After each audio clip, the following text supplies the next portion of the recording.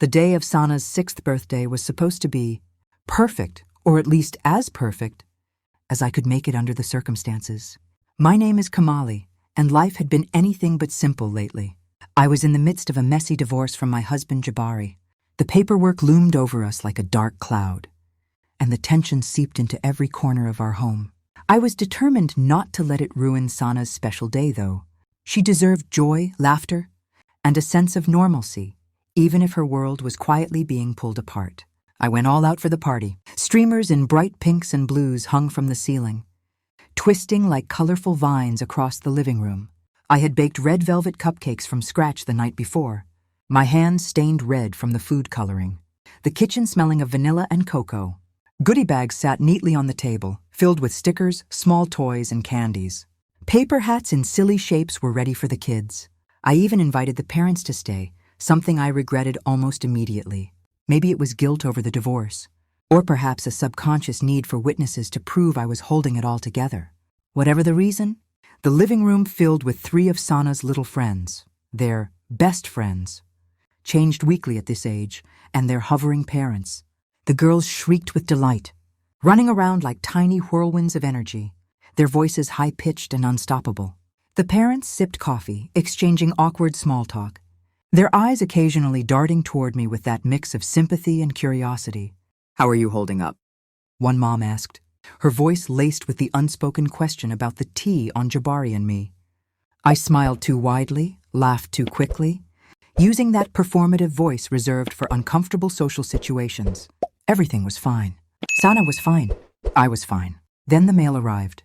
A neat pink box with a perfectly tied bow sat among the deliveries. It was from Adama and Kwame, my in-laws, Jabari's parents. They were the type of people who believed presentation reflected character. Everything they did was measured, polished, intentional. The note taped to the top instructed me to open it today, during this party. Of course they wouldn't attend. Sana would have Daddy's birthday with Jabari in a few days. They wanted their gift to take center stage now, a subtle power move to remind everyone of their presence, even in absence. Sana, my bright-eyed 6-year-old with her curls bouncing as she moved, spotted the box on the gift table. "This one's from Grandma and Grandpa," she announced proudly, as if unveiling a treasure. The other girls gathered around excitedly. Sana tore into the wrapping. Carefully, Adama had taught her to be gentle, which always felt more like obedience training than kindness. Inside was a cute brown teddy bear, soft and plush, with a small red heart stitched onto its chest. Sana's face lit up like sunrise. She adored stuffed animals, anything soft, cuddly, and silent. "Oh my God," she whispered, hugging it tightly, as if it were her new best friend. The other girls crowded in, oohing and aahing. "It's so cute. I want one said. A dad chuckled. That bear's going to be her favorite. I laughed along, because that's what you do at birthday. Parties. Normal. Everything felt normal in that moment. Sana carried the bear off to play, joining the chaos of running feet, spilled juice, and frosting smears on the furniture. The party roared on, kids shrieking, like they were raised on glitter and pure excitement, parents chatting politely. For a brief window, it felt almost peaceful. Not quiet, but normal. And normal is something you don't appreciate until it's slipping away. About 20 minutes later, Sana appeared in the living room doorway, the teddy bear tucked under one arm. Her little forehead was furrowed in confusion, the way it got when she was puzzling over something. "Mommy," she called softly. I turned, still mid-performance, smiling for the guests. She walked over slowly, not upset, just bewildered.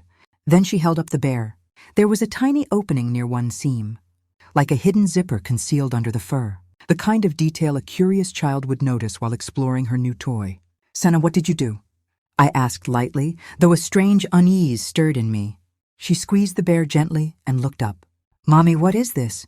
Her voice was quiet, innocent, but it hit me like a jolt. I leaned down, peering closer.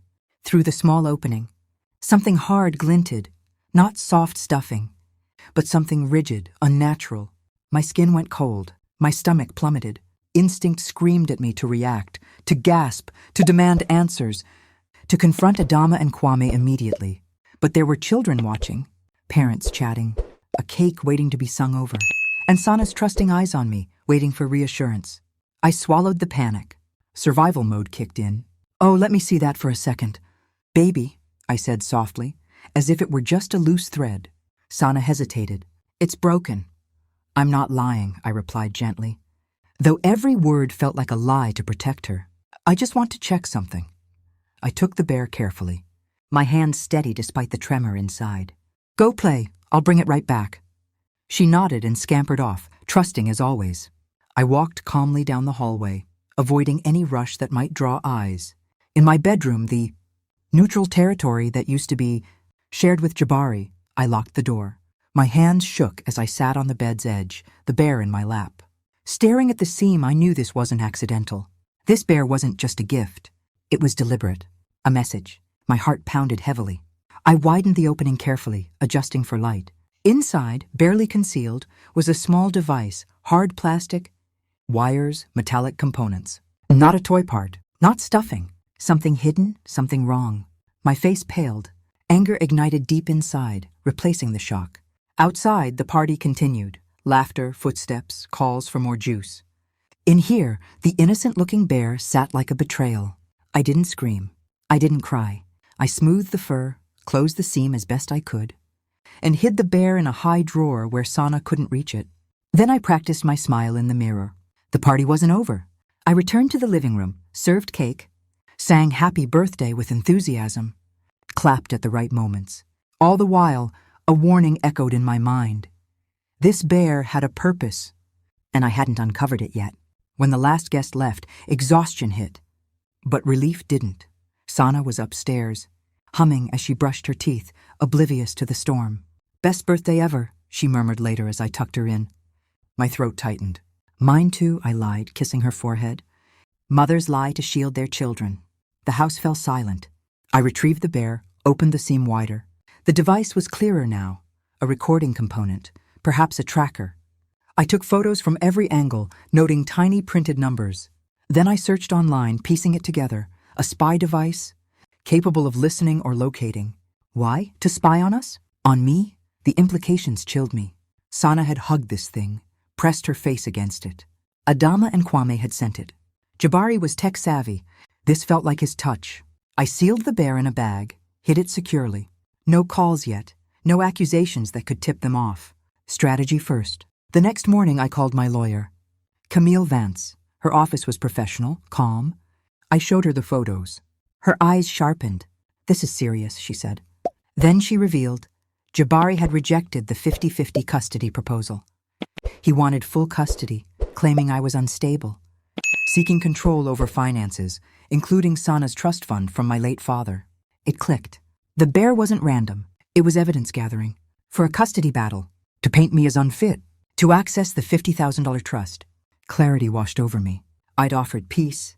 They'd chosen war. Now I would fight back. The days after Sana's first birthday party passed in a haze of forced normalcy. I went to work, picked her up from school, cooked dinners, read bedtime stories, and smiled like nothing was wrong. But inside, I was cataloging everything. Every bank statement that showed. Jabari's old gambling patterns. Every text where he'd begged for money. Every suspicious withdrawal. I printed screenshots, organized folders, and emailed copies to Camille. Vance, the teddy bear, stayed, sealed in a plastic bag at the back of my closet, waiting for the right moment to become evidence. Camille had been clear. We needed to handle the device carefully. File a police report, get it forensically examined, link it to Jabari or his parents. But we also needed to be strategic. If we moved too soon, they could deny everything, claim it was a mistake, or worse, destroy any other evidence they had. So I waited, even though waiting felt like swallowing glass. Then came the day of Sana's second birthday celebration, the one with Jabari. Daddy's birthday, as she called it, her little voice full of innocent excitement. She didn't understand that there were now two separate parties, two separate lives. To her, it just meant double the cake, double the presents, double the love. I wished it were that simple. The night before, I sat on the floor of her room while she slept, watching her chest rise and fall. I had bought a children's watch online, a bright pink one with cartoon flowers, the kind any 6-year-old would love. But this one had extras, GPS tracking, an SOS button, and a hidden microphone that recorded when the alert was triggered. It wasn't cheap, and it wasn't something I ever imagined needing. But after the teddy bear, I wasn't taking chances. In the morning, I knelt in front of her as she ate breakfast, her curls still messy from sleep. "Sweetie," I said lightly, "I got you something special for Daddy's party." Her eyes widened as I fastened the watch around her tiny wrist. "It's so pretty," she squealed, holding it up to the light. "If you ever feel scared or can't find Daddy," I said, keeping my voice calm and playful, "just press this big button right here. It'll send a message straight to Mommy, okay?" She looked at me curiously. Why would I be scared? I tucked a curl behind her ear. "Just in case, baby. Sometimes grown-ups get busy or confused. If you need me, you press it. Promise?" She nodded solemnly. "Okay, Mommy, I promise." I kissed her forehead, my smile hiding the ache in my chest. I didn't want to scare her. I didn't want her to feel the weight of what was coming. But I also refused to send her into their hands unprotected. Jabari arrived right on time, an unusual punctuality that immediately made me suspicious. He stood on the porch in his usual casual charm, jeans, a clean shirt, that easy smile that used to make me weak and now made me wary. "Hey, Kamali," he said smoothly, as if we were old friends catching up. "Ready for her big day?" "Hey," I replied, matching his tone. Sana came running, launching herself into his arms. He swung her around, laughing, the perfect picture of a doting father. For a moment, even I almost believed it. He set her down and handed me a slip of paper. "Pickup spot," he said. "We'll meet you there at 6 p.m. sharp. Text me when you're on your way." I glanced at the address, an office building in a commercial area. Not a home, not a park. Nothing that screamed children's party. My stomach tightened. But I kept my face neutral. "Sure, have fun, baby," I said to Sana, kissing her one last time. She waved excitedly as they walked to his car, the teddy bear incident still hidden from her. As soon as they drove away, the house felt too quiet. I tried to occupy myself, cleaning baseboards that didn't need cleaning, folding laundry twice, scrolling mindlessly through my phone. But every few minutes I checked the watch app. The little dot showing Sana's location moved steadily toward Adama and Kwame's house. No detour to a party venue. No stop at a bouncy house or pizza place. Straight to their street in Fayetteville. I told myself it was fine. Maybe the party was at their house. Maybe they'd rented a room nearby. Maybe I was being paranoid. But the teddy bear flashed in my mind, and paranoia felt less like fear and more like preparation. The hours dragged. I checked the app obsessively. The dot stayed put at Adama and Kwame's address. No movement. No sign of a party anywhere else. At 5:30, I texted Jabari, "Leaving now. See you soon." No response. At 5:45, I was already in the car, driving to the pickup address he'd given me. The office building was bland and empty. Glass doors locked. Parking lot deserted. No balloons tied to a lamppost. No cars I recognized. No sound of children laughing. I circled the building twice, checked nearby streets, even peered into windows. Nothing. My heart started pounding harder. I called Jabari, straight to voicemail. Called again, same. Texted, "I'm here." "Where are you?" No bubbles, no read receipt. I waited 10 minutes, 15, 20. The sun dipped lower, casting long shadows across the empty lot. Rational excuses ran out one by one. Traffic, flat tire, wrong address. None fit anymore. Then my phone buzzed, not a text, not a call, but an alert from the watch app. SOS. My hands went ice cold. I opened it frantically. A location pin blinked. Adama and Kwame's house. The same place she'd been all day. I didn't hesitate. I called 911 while starting the car. "My daughter is 6 years old," I said, voice steady despite the panic clawing inside. Her father was supposed to bring her to a pickup location for her birthday celebration. They never showed. I just received an SOS alert from her GPS watch with her current location. "I can't reach him. Please send someone." The dispatcher asked for details, names, addresses, descriptions.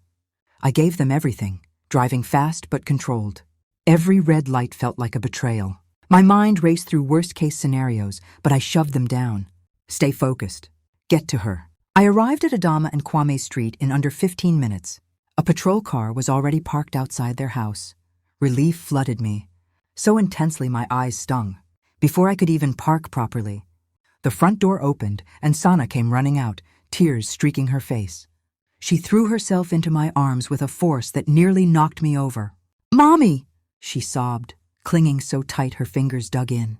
I held her close, breathing in her familiar scent, shampoo, warmth, safety. I'm here, baby. I'm right here. She pulled back just enough to look at me, confusion and hurt swimming in her eyes. Grandma said you didn't come. She said you abandoned me. The words hit like a slap. I knelt to her level. I did come, sweetheart. I was at the place Daddy told me to go. I waited and waited. Her little face crumpled as she tried to reconcile the two stories. Behind her, Adama appeared in the doorway, hands clasped piously, that same saccharine smile on her face. Oh, Kamali, she said, voice dripping concern. This was all just a terrible misunderstanding. Kwame stood behind her, arms crossed, looking annoyed, as if my panic was an inconvenience to his evening. The officer approached calmly, asking questions. What time was pickup supposed to be? Did anyone communicate a change? Sana, still sniffling, said quietly, I got scared because Mommy didn't come. My heart shattered. Of course that's what she believed. They'd told her so.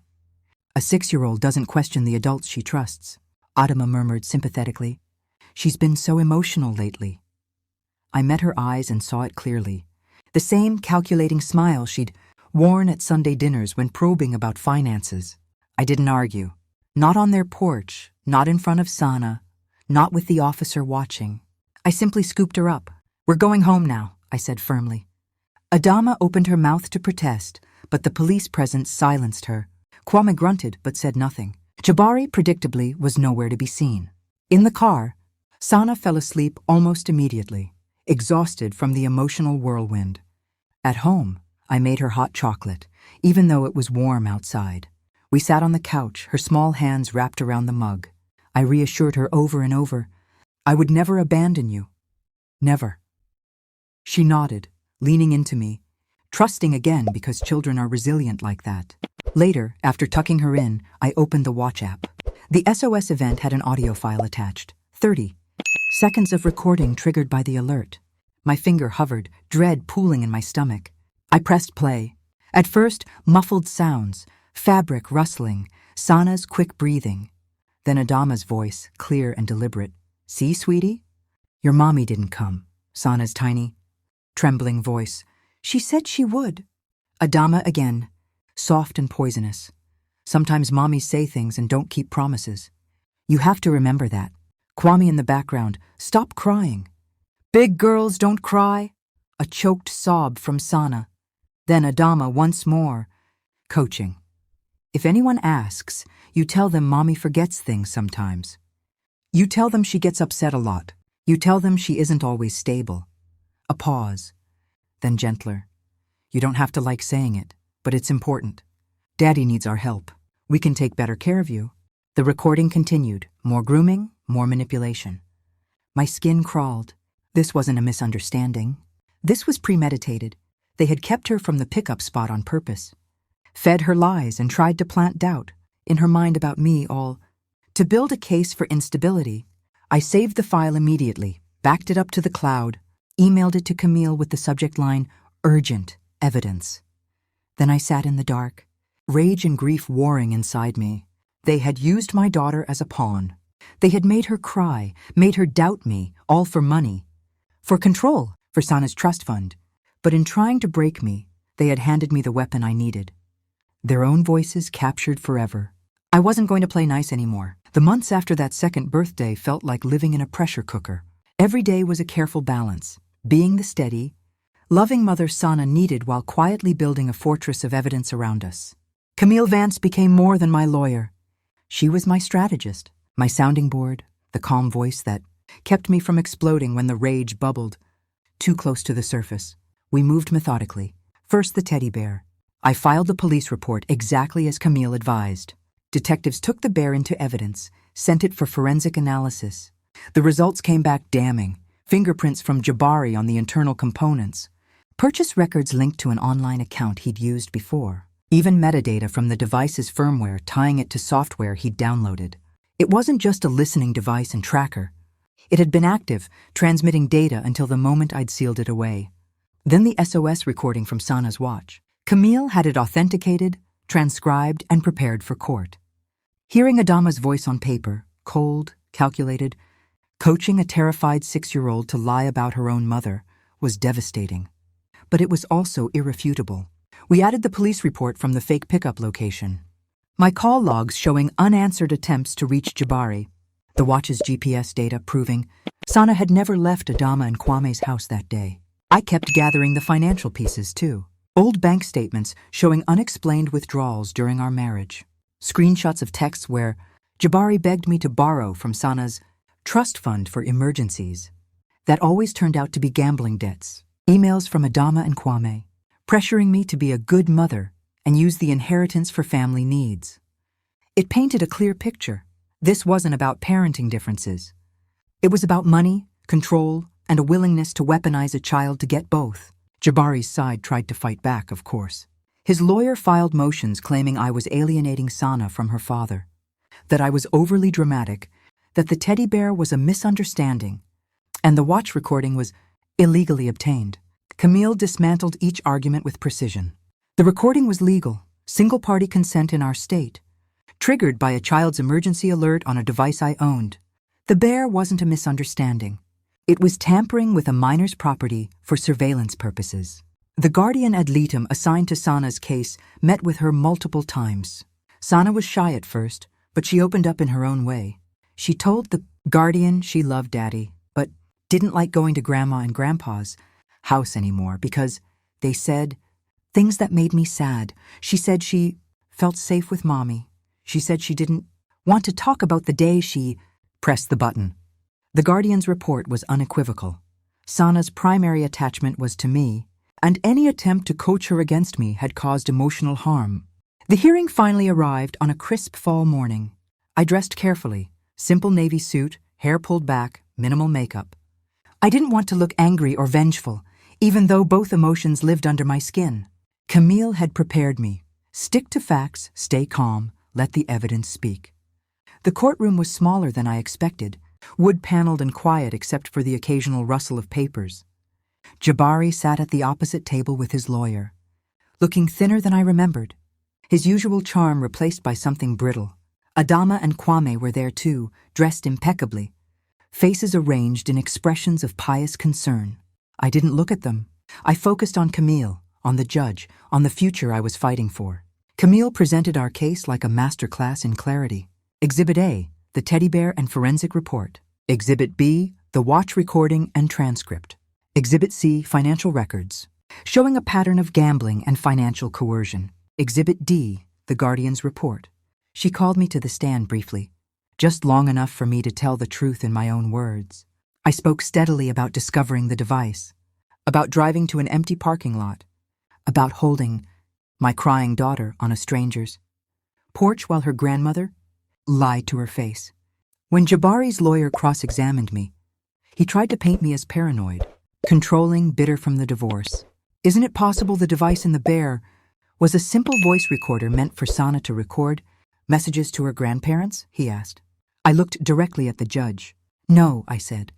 It was a professional-grade surveillance device with GPS capability. My daughter is 6. She doesn't need to be tracked by her grandparents without my knowledge. He tried to suggest I'd staged the pickup mix-up. I presented the slip of paper with the fake address in Jabari's handwriting, my text messages with no reply, the 911 call log. Piece by piece, his narrative crumbled. Jabari took the stand and denied everything. He claimed he'd never seen the inside of the bear, that his parents acted alone, that he'd simply been late to pick up because of traffic. But under Camille's cross-examination, cracks appeared. He couldn't explain the fingerprints. He stumbled over purchase records. When the watch recording was played, Adama's voice filling the courtroom, coaching Sana to call me unstable. His face went ashen. Adama started crying quietly, clutching Kwame's hand. For the first time, they looked small. The judge didn't deliberate long. 2 weeks later, we received the ruling. Full legal and physical custody to me. Jabari granted supervised visitation every other weekend at a court-approved center, with the option to petition for unsupervised. In 2 years, if he completed gambling, addiction treatment, and parenting classes. Adama and Kwame were barred from unsupervised contact with Sana until she turned 12, and even then, only with my written consent. Financially, the trust fund remained untouched and under my sole control as trustee. Jabari's child support was recalculated, based on his actual income. No more hiding money in side accounts, The marital assets were divided cleanly, and I walked away debt-free. The day the order was signed, I picked Sana up from school early.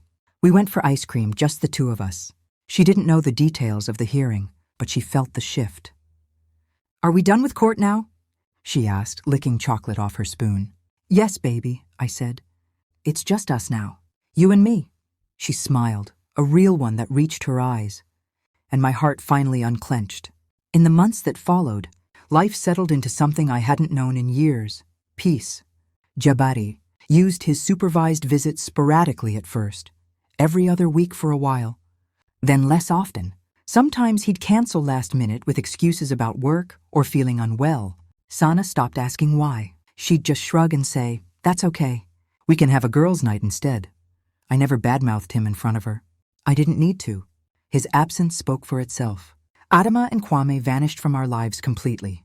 No more cards on holidays, no more surprise visits, no more passive-aggressive emails about how Sana was growing. The silence was a gift.